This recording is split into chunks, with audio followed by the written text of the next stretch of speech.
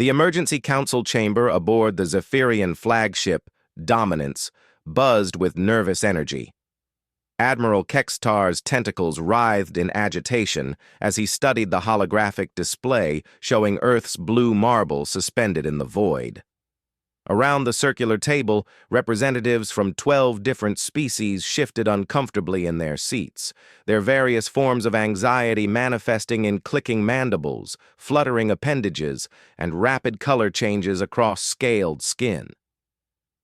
"The humans have been spacefaring for barely 2 centuries, Kextar began, his voice carrying the authority of someone who had conquered 47 star systems. Their technology is primitive compared to our own. Their ships are clunky metal constructs held together by chemical propulsion and wishful thinking." Commander Velnara, an insectoid Thrixian with compound eyes that gleamed like black diamonds, leaned forward. "Then why are we hesitating? The Terran system contains 3 habitable worlds after their terraforming efforts, plus asteroid mining operations that could fuel our expansion for millennia. We should strike now before they develop further." The room erupted in chittering agreement from several species.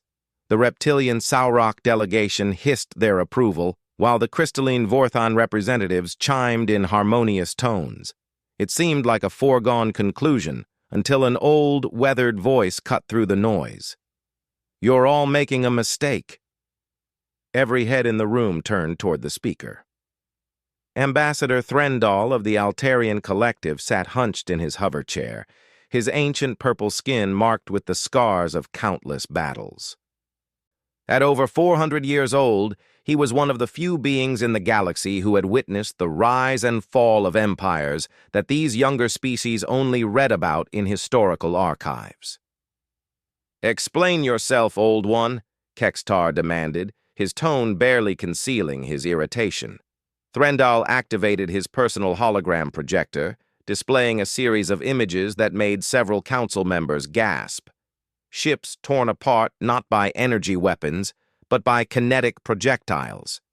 Space stations reduced to debris fields. Battle footage showing human vessels ramming into much larger alien craft with suicidal determination. 37 years ago, Threndal began, his voice carrying the weight of memory. The Korvax hegemony made the same assumption you're making now. They saw humans as primitive, weak, and easily conquered. The Korvax had been expanding across this galaxy arm for over a millennium. They had conquered species far more advanced than humanity. He paused, letting the tension build. The Korvax fleet numbered over 10,000 vessels. They attacked human colonies on the outer rim, expecting quick surrender. Instead, they encountered something they had never seen before. Commander Velnara scoffed. "What could possibly challenge a fleet of that size? Human ships are barely capable of faster-than-light travel." "Desperation," Threndal replied simply. "And something far more dangerous than any weapon system we've ever devised. You see, most species, when faced with overwhelming force, calculate their chances of survival and surrender when those chances become impossibly low. It's logical. It's rational. It ensures the survival of the species." The old ambassador's eyes grew distant as he recalled the events. "Humans don't think that way. When the Korvax attacked the colony ship New Horizon, carrying 50,000 human civilians, the escort fleet was outnumbered 100 to 1. Any rational species would have surrendered, negotiated for the lives of their people. But they didn't," Admiral Kextar said quietly, beginning to understand. "No, they didn't. Captain Sarah Chen, commanding the human destroyer Defiance, sent a message to the Korvax admiral. Just 6 words. You want them? Come and take them. Then she ordered her 23 ships to charge directly into the center of the Korvax formation. The silence in the chamber was deafening. Several species looked confused, unable to comprehend such tactics. Threndal continued. The humans had modified their ships. They had removed life support systems, medical bays, even escape pods. They had filled every available space with explosives, kinetic rounds, and nuclear warheads. They didn't plan to survive the battle. They planned to make the Korvax pay such a terrible price that they would think twice before attacking another human settlement. That's insane, whispered Counselor Zixara of the Hegemony Worlds. Exactly, Threndal nodded. The Defiance rammed the Korvax flagship at full velocity, detonating its modified reactor core inside the enemy vessel. The explosion destroyed not just the flagship, but 17 other ships in the formation. Captain Chen's last transmission was broadcast on all frequencies. Remember us. Remember what it costs to threaten our children. The old ambassador manipulated his display, showing battle footage that made even the most hardened warriors in the room flinch. Human ships breaking apart under enemy fire, but using their momentum to crash into Korvax vessels. Escape pods modified into guided missiles. Wounded human fighters strapping explosives to their bodies and boarding enemy ships. The 23 human ships destroyed over 400 Korvax vessels before they were completely annihilated, Threndal said. But that wasn't the end. It was just the beginning. Admiral Kextar's tentacles had stopped writhing. What happened next? The humans sent a message to every species in the galaxy. They detailed exactly what they had done and why. They made it clear that any attack on human civilians would result in the same response. Not negotiation, not surrender. Complete and total war, regardless of the odds. Threndal switched the display to show intelligence reports from various species networks. Within a year, human colonies began modifying their entire defense doctrine. Every civilian ship was retrofitted with weapons. Every space station became a potential weapon of mass destruction. They developed what they called the Scorched Earth Protocol. If a human world was about to fall, they would destroy everything of value rather than let it fall into enemy hands. But surely the Korvax responded, Commander Velnara interjected. Oh, they tried, Threndal smiled grimly. They sent a punitive fleet of 25,000 ships to attack Earth itself. They wanted to end the human threat once and for all. The room leaned forward in anticipation. The humans were ready. They had spent that year preparing for exactly this scenario. When the Korvax fleet entered the Sol system, they found themselves facing something unprecedented in galactic warfare. Threndal activated a new set of holograms, showing the solar system bristling with defensive installations. The humans had militarized everything. Their moon was covered in railgun installations. Their asteroid belt had been converted into a massive minefield. Every space station, every orbital platform, every ship in the system had been weaponized. But more importantly, he continued, they had sent messages to every human colony in known space. A call to arms that roughly translated to, they want Earth. Show them why that's impossible. The display showed star charts with movement patterns indicating massive fleet mobilizations. Every human ship, civilian and military, began converging on the Sol system. Transport vessels carrying nothing but kinetic projectiles and nuclear warheads, mining ships modified into ramming vessels, even passenger liners converted into missile platforms. The humans didn't try to meet the Korvax fleet in open space. Instead, they let them into the system, then attacked from every direction simultaneously, ships emerging from behind planets, asteroid installations opening fire, hidden weapon platforms activating throughout the system. Admiral Kextar was staring at the display in fascination and horror. The casualties must have been enormous. Catastrophic, Threndal agreed. The humans lost over 80% of their defending forces, but they destroyed the entire Korvax invasion fleet. Not a single enemy ship escaped the Sol system. He paused, letting the magnitude of that statement sink in. But here's what made it truly terrifying for the rest of us. In the aftermath, as rescue ships from other human colonies arrived to help with recovery efforts, they found something that chilled every military strategist in the galaxy. What? Several voices asked simultaneously. The humans were already rebuilding, not just repairing the damage, but expanding their defenses. They had used the battle as a learning experience, studying Korvax tactics and technology. Within 5 years, human military capability had advanced by decades. They had reverse-engineered Korvax energy weapons, improved their ship designs, and developed new defensive strategies. Threndal's expression grew dark. But most importantly, they had established what they called the retaliation protocol. For every human world attacked, they would respond by destroying 2 enemy worlds, not conquering them, destroying them completely. The chamber erupted in shocked protests from several species representatives. "That's genocide!" Counselor Zixara exclaimed. "Yes," Threndal replied calmly. "And they made it clear they were perfectly willing to commit genocide rather than allow their species to be enslaved or destroyed. They publicized the protocol, sent it to every species in the galaxy. No threats, no negotiations. Just a simple statement: attack us, and we will make you extinct." Commander Velnara's mandibles clicked nervously. Surely no species would actually follow through on such a threat. "The Korvax thought the same thing," Threndal replied. "After their invasion fleet was destroyed, they regrouped and launched an attack on a human agricultural colony called Haven's Rest. It was a small world, barely 50,000 inhabitants, mostly farmers and their families."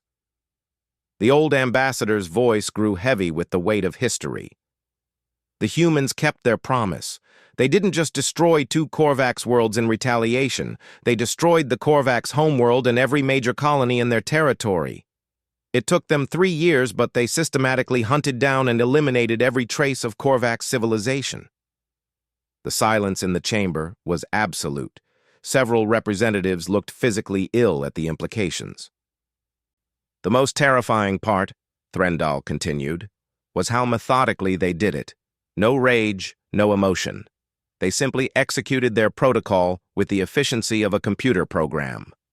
When other species tried to intervene or negotiate, the humans politely explained that they were fulfilling a promise and would accept no interference."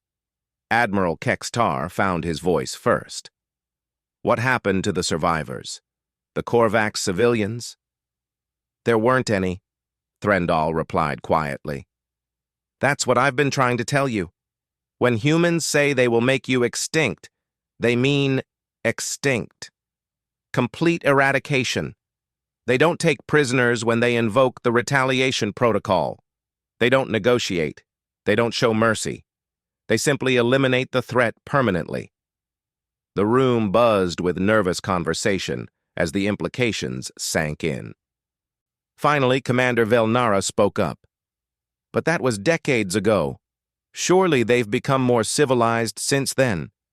Threndal laughed, a sound that sent chills through the assembled representatives. "More civilized? My dear Commander, that was them being civilized. You see, the humans learned something important from their conflict with the Korvax. They learned that the galaxy respects only strength and fear." He activated a final display showing current human space. Today, human territory encompasses over 200 star systems. Not because they conquered them, but because species voluntarily requested human protection. The humans have become the ultimate peacekeepers in this galaxy arm. "How?" Admiral Kextar asked. "Simple. They made it clear that any act of aggression against species under their protection would trigger the same response as an attack on humanity itself: complete and total extinction of the aggressor species." Threndal's ancient eyes swept the room. "Do you know how many interstellar wars have occurred in human space in the past 30 years? The room waited. "0, he said simply, "because every potential aggressor knows that starting a war means facing extinction. The humans have created peace through the promise of absolute annihilation." Counselor Zixara leaned forward. "But surely they can be reasoned with, negotiated with." "Of course they can," Threndal agreed. "The humans are actually quite reasonable and diplomatic under normal circumstances. They trade freely, share technology, provide aid to disaster-stricken worlds. But they have one absolute rule that they will never compromise on. You do not attack human civilians or their allies. The old ambassador shut down his holographic display and fixed his gaze on Admiral Kextar. "So, Admiral, do you still think the humans are primitive and weak? Do you still want to invade their territory?" Admiral Kextar's tentacles had gone completely still, a sign of deep contemplation among his species. Around the table, the mood had shifted dramatically from eager anticipation to thoughtful concern. "What would you recommend, Ambassador?" he asked finally. "Contact them," Threndal replied. "Send a diplomatic mission. Propose trade agreements, cultural exchanges, mutual defense pacts. The humans are actually quite generous allies when approached with respect and honesty. And if we choose to attack anyway?" Threndal's expression grew cold. "Then I suggest you make sure you destroy every single human in the galaxy in your first strike, because if even one survives, they will spend however long it takes to hunt down and kill every member of every species that participated in the attack. And, Admiral," he leaned forward, "they're very, very good at keeping their promises."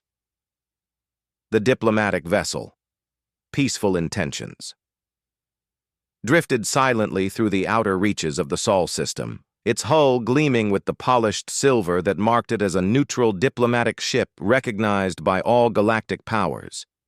Admiral Kextar stood on the bridge, his tentacles betraying his nervous energy as they coiled and uncoiled around the command chair's armrests. "Sir, we're receiving a transmission from the Human Orbital Defense Platform," reported Communications Officer Zalthara, her crystalline form pulsing with soft blue light as data flowed through her neural interfaces. "On screen," Kextar commanded. The main view screen flickered to life, revealing the face of a middle-aged human woman with graying hair pulled back in a practical ponytail. Her uniform was clean but showed signs of regular use, and her eyes held the sharp intelligence of someone accustomed to making life-or-death decisions. "This is Admiral Patricia Reeves, commanding Sol Defense Network. Please state your business in Terran space." Kextar stepped forward, ensuring his universal translator was functioning properly. "Admiral Reeves, I am Admiral Kextar of the Zephyrian Fleet. We come seeking diplomatic relations with the Terran Federation." Admiral Reeves studied him for a moment, her expression neutral. "Admiral Kextar, our records show that your fleet has been conducting military exercises near our borders for the past 6 months. Exercises that looked suspiciously like invasion preparations." The directness of the human statement caught Kextar off guard. Most species would have danced around such accusations with careful diplomatic language. "Yes, Admiral. I must be honest with you. We were indeed considering military action against Terran space. However, recent information has led us to reconsider our position." Something that might have been amusement flickered across Admiral Reeves's features. "Let me guess. Someone told you about the Korvax." "Among other things, yes." "Who was it? Ambassador Threndal?" Kextar's surprise was evident. "How did you know?" "Because Threndal has been telling that story to every aggressive species in the galaxy for the past 30 years. He's probably prevented more wars than any other being in known space." Admiral Reeves leaned back in her chair. "The old fellow does embellish some of the details, but the core facts are accurate." "Then it's true? About the retaliation protocol?" Admiral Reeves's expression hardened slightly. "Every word. Would you like to see the Korvax homeworld, Admiral?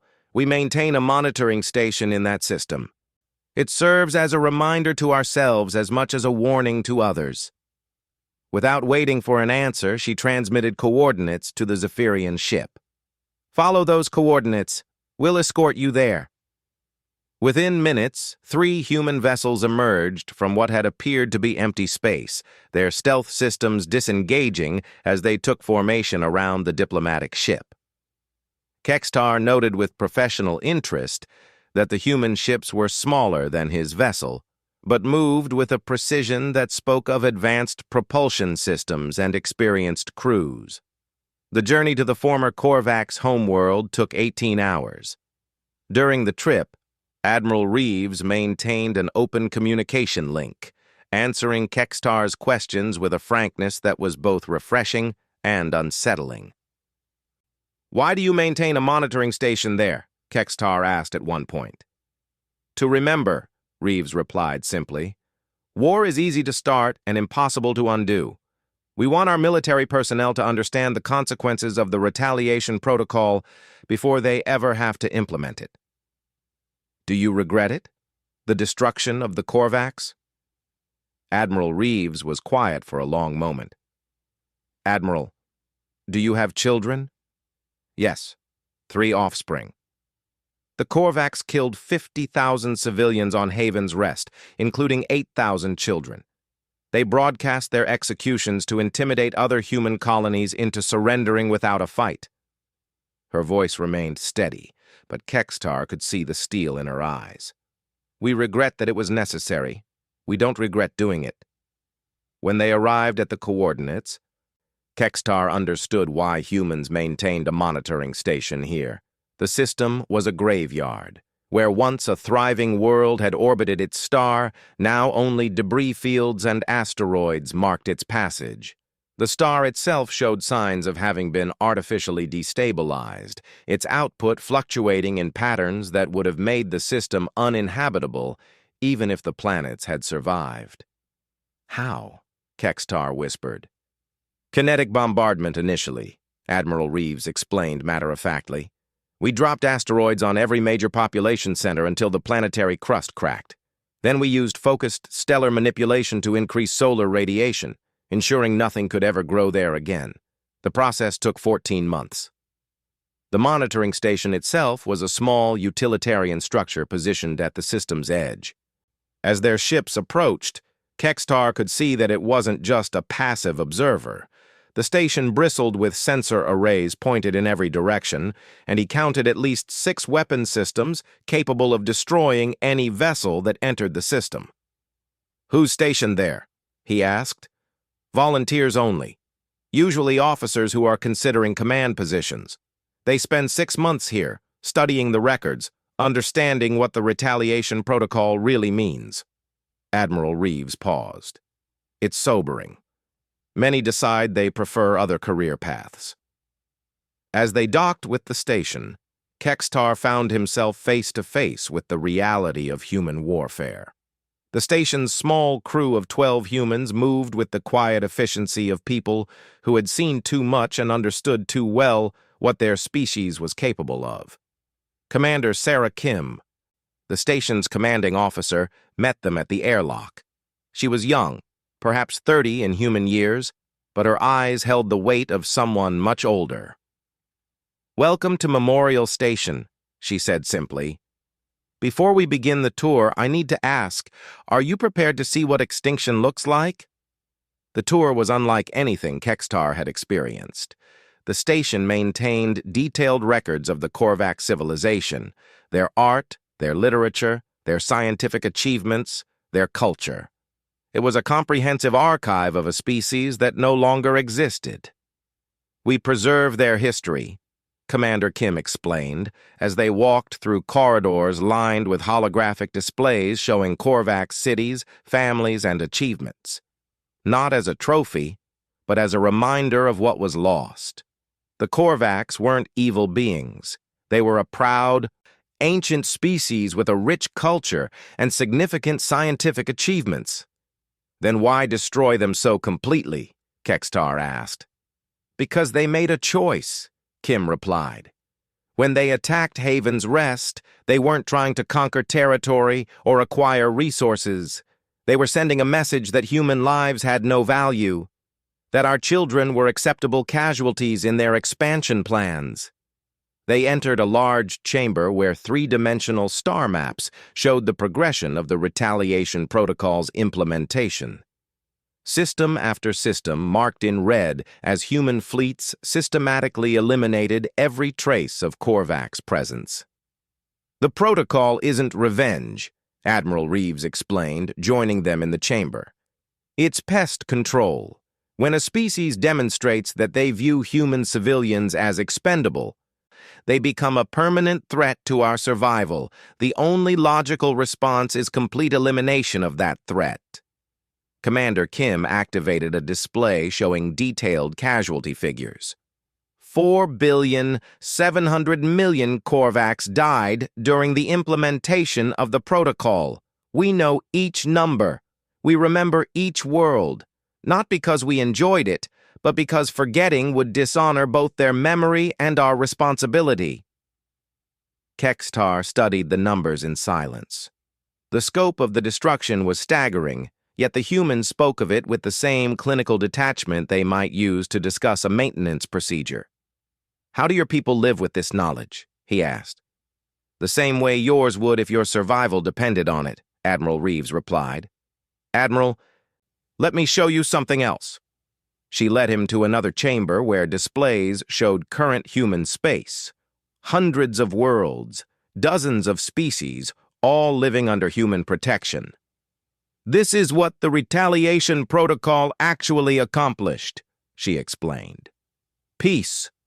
The Velkar Union hasn't attacked the Thrixan colonies in 20 years because they know we'll intervene. The Asteroid Miners Guild operates freely throughout this entire sector because pirates know that attacking them means facing human retaliation. Trade routes that were plagued by raiders for centuries are now completely safe. But at what cost? Kextar asked. The cost of one species that chose to make itself our enemy, Kim answered. Every other species in this region has prospered under our protection. We've shared technology, provided medical aid during plague outbreaks, defended smaller species from larger aggressors.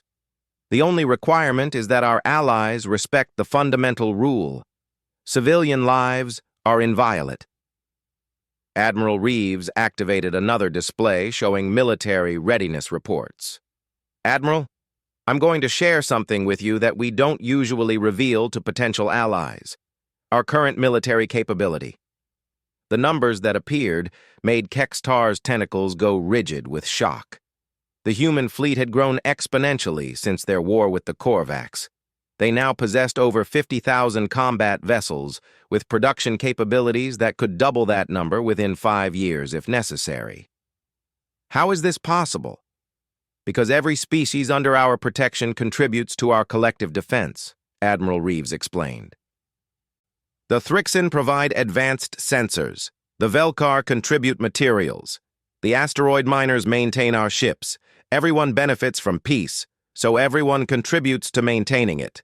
But more shocking than the fleet size were the weapon specifications. Human technology had advanced decades beyond what their species should have been capable of, incorporating innovations from dozens of other civilizations. We don't conquer, Kim added. We don't need to. Species join our alliance voluntarily because the benefits of membership far outweigh the costs. Protection, trade opportunities, technological exchange, guaranteed peaceful borders.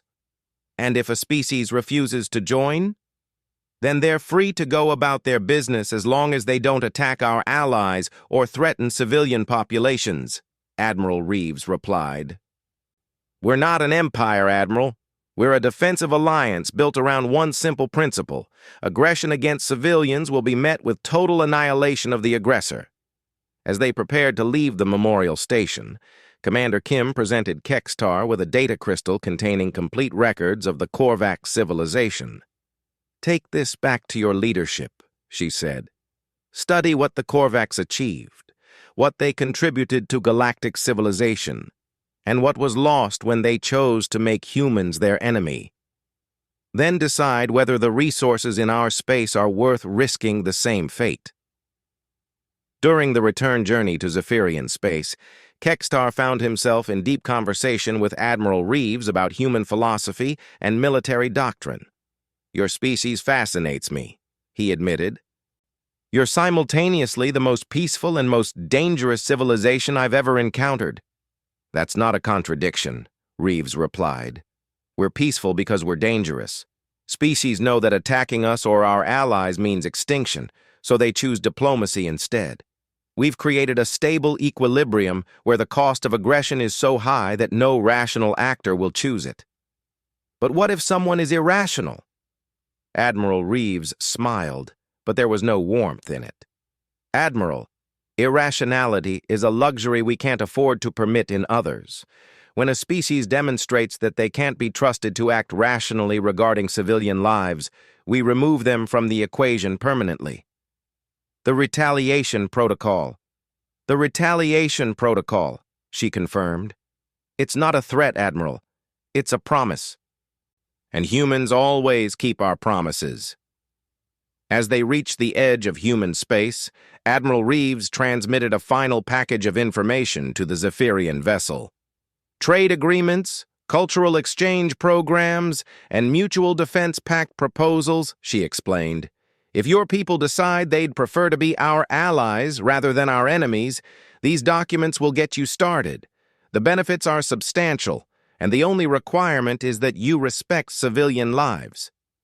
And if we choose otherwise, then you'll discover why Ambassador Threndal has been telling his story for 30 years, Admiral Reeves replied.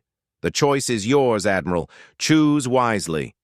As the human escort ships disappeared back into the depths of space, Kextar stood on his bridge holding the data crystal containing the complete history of an extinct civilization. Around him, his officers worked quietly, each lost in their own thoughts about what they had witnessed.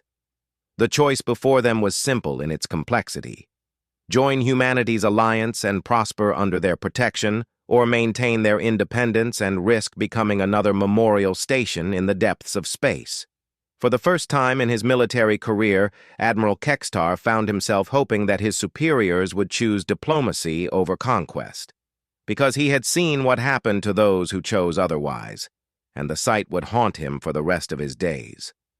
The great assembly hall of the Zephyrian High Command buzzed with tension as Admiral Kextar prepared to deliver his report. The massive chamber, carved from a single crystal formation on their homeworld, could accommodate representatives from all 12 member species of the Zephyrian Alliance. Today, every seat was occupied, and the air crackled with anticipation. Supreme Commander Velaros, a towering figure whose purple carapace gleamed under the chamber's bioluminescent lighting, called for silence with a gesture of his 4 arms. Admiral Kextar, present your findings regarding the human situation. Kextar activated the chamber's central holographic display, showing the data he had gathered during his diplomatic mission. Honored leaders, I stand before you to report that our initial intelligence was catastrophically flawed. Humanity is not the weak, primitive species we believed them to be. A wave of murmurs swept through the assembly. General Thaxara of the Sarok delegation hissed her displeasure. Explain this reversal, Admiral. Our reconnaissance clearly showed inferior technology and limited fleet strength. Our reconnaissance was accurate as far as it went, Kextar replied, manipulating the display to show comparative fleet analyses. The humans do possess smaller numbers of ships than our alliance. Their technology does appear less advanced in many areas. But we failed to understand the most crucial element of their military doctrine. He paused, letting the tension build. They don't fight to win battles. They fight to eliminate threats permanently. The holographic display shifted to show the memorial records from the former Korvax homeworld. The assembled representatives fell silent as the scope of the destruction became clear. This is what remains of the Korvax hegemony, Kextar announced. A civilization that existed for over 2 millennia, controlling 300 star systems at their peak. They made the mistake of viewing human civilians as acceptable casualties. Supreme Commander Velaros leaned forward, his black compound eyes reflecting the holographic images. Surely this was an isolated incident. Even humans cannot sustain such destructive campaigns repeatedly. That's what I believed as well, Kextar admitted, until I reviewed the complete historical records. The display changed to show a timeline of human conflicts over the past 50 years. The Korvax were not the first species to face the retaliation protocol. They were the seventh. The silence in the chamber was deafening. Representatives from various species stared at the data in growing horror as the pattern became clear. The Ravak Syndicate attacked a human medical ship treating plague victims on a neutral world. Response time, 8 months. Complete elimination of all Ravak assets. The Zerion Collective raided human trade convoys, killing civilian crews. Response time, 1 year, total extinction. The Moloch Empire enslaved human colonists. Response time, 2 years. No trace of Moloch civilization remains. Counselor Zeth Mara of the crystalline Vorthon spoke up, her harmonic voice carrying undertones of disbelief. This is impossible. No species can maintain such military campaigns while also governing territory and protecting allies. That's the brilliance of their system, Kextar replied, shifting the display to show current human alliance structures. They don't govern in the traditional sense. The humans have created a federation where each member species maintains internal autonomy while contributing to collective defense.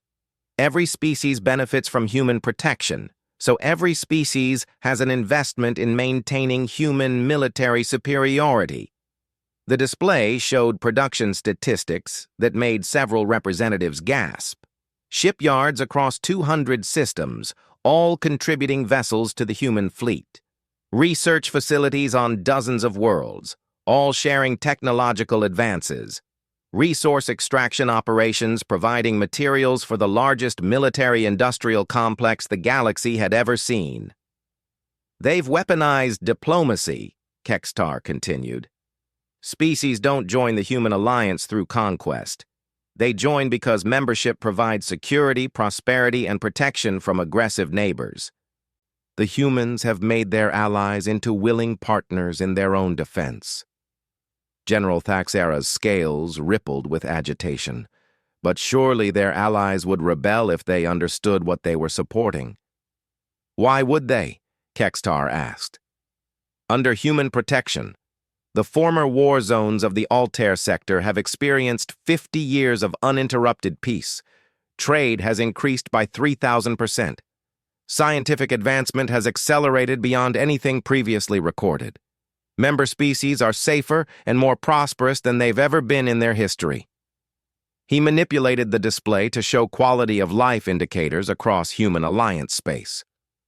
The only species that suffer under human protection are those that choose to attack civilians. For everyone else, human alliance membership is the best thing that ever happened to them.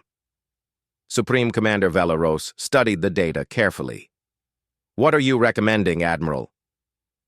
I'm recommending that we abandon any thoughts of military action against humanity and instead pursue alliance membership immediately, Kextar replied without hesitation. We have 3 choices. Become human allies, remain neutral, and risk attack from other aggressive species without human protection, or become enemies of humanity and face certain extinction. The chamber erupted in heated debate. Some representatives argued for maintaining independence, others advocated for immediate diplomacy, and a few still pushed for military action despite the evidence. During the argument, Kextar noticed that Ambassador Threndal had quietly entered the chamber and was standing near the back wall, observing the proceedings. The ancient Altarian caught his eye and nodded slightly, a gesture of approval that somehow carried more weight than all the heated rhetoric filling the air. General Thaxara's voice cut through the noise. Even if everything you say is true, Admiral, joining the human alliance means accepting their authority. The Saurok have not bowed to another species in 5,000 years. General, Kextar replied carefully, the humans don't require submission. They require only that member species respect civilian lives and contribute to collective defense. Your people would maintain complete internal autonomy. And if we refuse to follow human directives in other matters? Then you're free to leave the alliance at any time, Kextar answered. The Thrixian Collective withdrew from the alliance 15 years ago due to philosophical disagreements about terraforming practices. The humans wished them well and continued to honor existing trade agreements. "What happened to the Thrixians?" Counselor Zethmara asked. "They rejoined the Alliance within 2 years," Kextar admitted. "Without human protection, they faced constant raids from the Moloch Empire and several other aggressive species.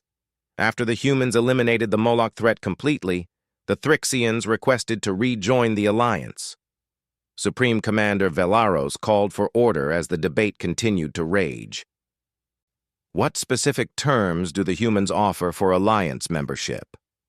Kextar activated a new section of his presentation. "Complete access to human space for trade and settlement, shared technology including their advanced medical techniques, which have increased average lifespan by 40% across member species, guaranteed protection against external threats, assistance with infrastructure development and disaster relief, access to the largest trade network in the galaxy. And the requirements? Respect for civilian lives in all conflicts, contribution to collective defense proportional to economic capacity, adherence to basic ethical standards regarding treatment of sentient beings, participation in the Alliance Council where all major decisions are made by majority vote." "What about military independence?" asked General Thaxera. "Member species maintain their own military forces for internal use and can withdraw from collective operations if they have philosophical objections. However, if a member species is attacked, all Alliance members are expected to provide assistance." The debate continued for hours, with representatives raising concerns about sovereignty, military independence, and cultural autonomy. Kextar answered each question with data he had gathered during his diplomatic mission, painting a picture of an alliance that was both powerful and surprisingly flexible. Finally, Ambassador Threndal stepped forward and requested permission to address the assembly. Supreme Commander Velaros, recognizing the elder diplomat's reputation, granted the request. "Honored leaders," Threndal began, his ancient voice carrying easily through the chamber. "I have observed the rise and fall of civilizations for over 4 centuries. I have seen empires built on conquest crumble under their own weight. I have witnessed the destruction that follows when species choose war over diplomacy." He paused, allowing his words to sink in. "The human alliance is not perfect. No civilization is, but it represents something unprecedented in galactic history. A stable, voluntary association of species that has created lasting peace across its territory while respecting the autonomy of its members." "What makes you so certain?" asked Counselor Zethmara. "Because I am a member," Threndal replied simply. "The Altarian Collective joined the Human Alliance 35 years ago. It was the best decision our species ever made." The revelation sent shockwaves through the chamber. The Altarians were one of the oldest and most respected civilizations in the galaxy, known for their careful neutrality and diplomatic wisdom. "Why didn't you reveal this earlier?" Supreme Commander Velaros demanded. "Because you needed to reach your own conclusions based on evidence, not be swayed by our endorsement," Threndal replied. "But now that you've seen the data, I can tell you from direct experience that Alliance membership has brought my people security and prosperity we never achieved through neutrality." He activated his own holographic display, showing Altarian space before and after joining the Human Alliance. The transformation was remarkable. Increased trade, technological advancement, population growth, and complete elimination of the border conflicts that had plagued their territory for centuries. "The humans have honored every agreement, respected our autonomy, and defended our territory from 3 separate invasion attempts. When the Hadron Collective attacked our research stations, human response fleets arrived within hours and eliminated the threat completely," General Thaxara hissed thoughtfully. "And the Hadron Collective?" "Extinct," Threndal replied matter-of-factly. "They chose to attack civilian researchers. The humans don't negotiate with species that target non-combatants." The chamber fell silent as the weight of that statement sank in. Kextar watched as understanding dawned on face after face around the assembly. The choice before us is simple, he said finally. We can join the human alliance and become partners in the galaxy's most successful peaceful expansion in recorded history. We can remain independent and hope that no aggressive species decides we're an attractive target. Or we can choose conflict with humanity and join the Korvax, Moloch, Hadron, and 6 other species in extinction. Supreme Commander Velaros looked around the chamber, reading the expressions of his fellow leaders. I call for a formal vote. All in favor of pursuing alliance negotiations with humanity? One by one, hands, tentacles, and appendages rose around the chamber. Even General Thaxera, after a long moment of consideration, raised her scaled arm in agreement. The motion carries unanimously, Velaros announced.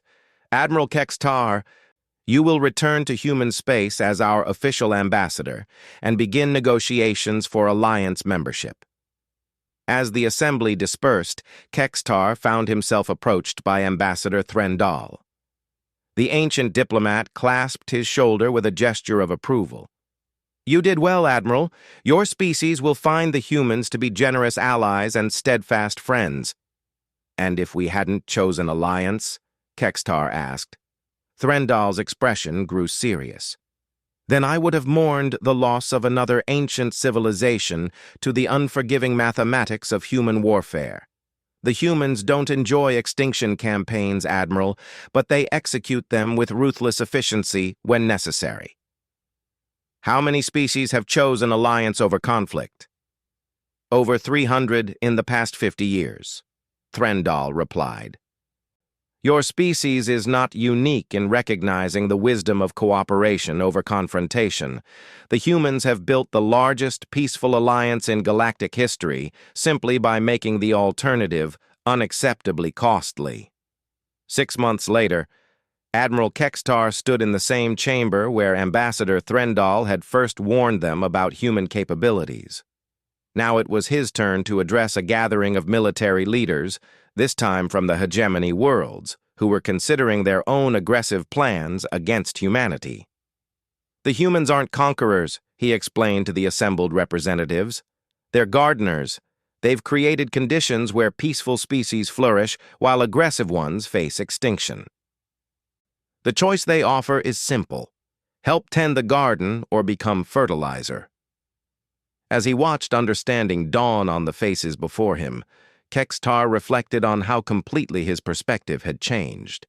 Humanity hadn't conquered the galaxy through superior technology or overwhelming force.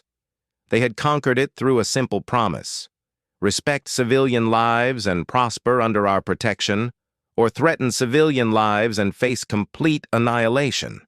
It was, he had come to understand, the most effective form of conquest in galactic history, because the conquered chose their own fate, and rational beings almost always chose survival over extinction.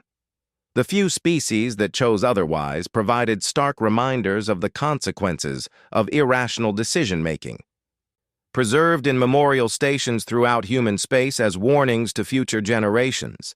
And in the end, that was the true genius of the human approach. They had made peace profitable and war lethal, creating a stable galaxy where the only species that didn't prosper were those too aggressive to deserve prosperity. It was, Admiral Kextar had come to believe, exactly the kind of galaxy that rational beings should want to live in.